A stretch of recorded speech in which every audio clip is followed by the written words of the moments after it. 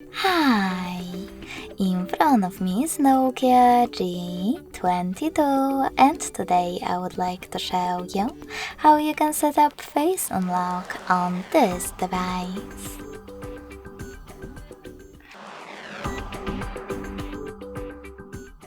First of all, go into settings. Then you need to scroll down and choose security. After that, scroll down again and tap on Face Unlock. Now just enter your current login method. Click on Setup Face Unlock and follow all of the instructions after tapping on Start.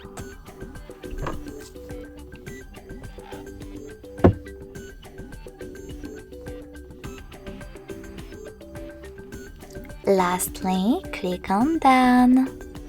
And now when I switch off my screen, then turn it back on,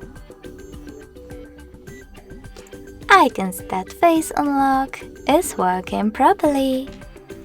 Thanks so much for watching. If you enjoyed this video, smash that like button, comment and subscribe. Bye!